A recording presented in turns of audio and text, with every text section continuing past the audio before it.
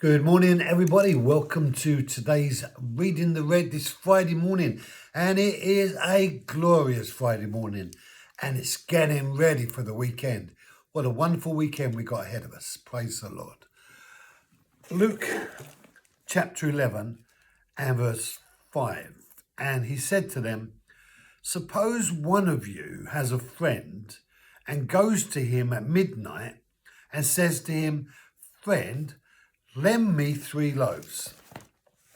So Jesus gives an example and he invites them to create a scenario within their minds to try and give an understanding of what it means to come to God when you make a request regarding prayer, because that is what prayer is. Prayer is a request. So he's likening himself to this scenario that he's about to build in the minds of the disciples who are listening.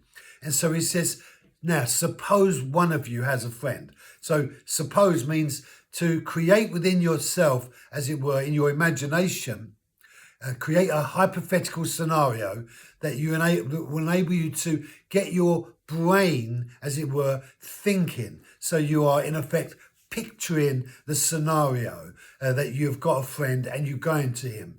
And so he embellishes the story by creating a sense of, so you suppose you got a friend, and so the disciples thinking, well, yeah, I got a friend. And so they may well have thought about the friend that they had.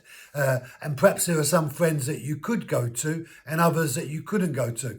There might well be some friends that you could go to any time of the day and other friends you couldn't go to unless you made an appointment. And so there are different types of friends. And the disciples there thinking in their heads, suppose you have a friend, Jesus says, and so that's introduced, as it were, some key players in the story or in the lives of the disciples. And so they're formulating, each one of them individually, uniquely, listening to the same person, but creating within their own minds the reality of what it means for them to have a friend. So he says, suppose one of you has a friend. Imagine, suppose one of you has a friend. Choose one of your friends, is what he's saying. And I wonder if someone would say to you, suppose you had a friend, and who would you choose in your mind's eye as it relates to a need that you might be able to go to? Would you go to your enemy, who was less likely to be your friend? Would you go to your friend who is more likely to be your friend? Who would you go to? Who would you go to if you had to make a request regarding? And so he says, suppose one of you has a friend and you go to him, and then he puts some extra burdens on the friend as it relates to the timing. Hey, suppose you go to a friend at midnight. Whoa, at midnight, can you go to any friend at midnight? Would you be able to call on any friend at midnight? The friend you thought of. Could you call on him? Could you go to him? Jesus says, suppose one of you has a friend and you go to him at midnight and an inappropriate time. Can you go to your friend any time of the day? That's what a true friend is. A friend who's there, who's willing, who's always ready to answer and respond to you. A friend that will drop everything in order to come and support you in whatever you have by way of a need.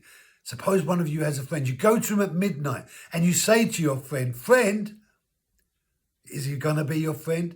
Lend me 3 loaves. I don't know if you can lend me 3 loaves, but lend me 3 loaves. So can you make a request of your friend? You know, as it were, dig into the shopping basket of your friend and take 3 of his loaves. Say to your friend, "Friend, can you give me the 3 loaves that belong to you? Can you give me what's yours and give it to me so that I can have it, so that you don't have it anymore? Can you give it to me?" Notice he says, "Lend me your 3 loaves."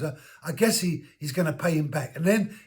And so Jesus begins to develop this wonderful story of a scenario that's going on in each one of those disciples' minds, formulating these ideas. And he says, "Friend, suppose one of you has a friend." Brothers and sisters, we all need a friend. And in this next few verses, we're going to see the true representation of what it means to know a friend. Thank you for joining me. Be blessed. Have a great day, great weekend. I'll see you Monday.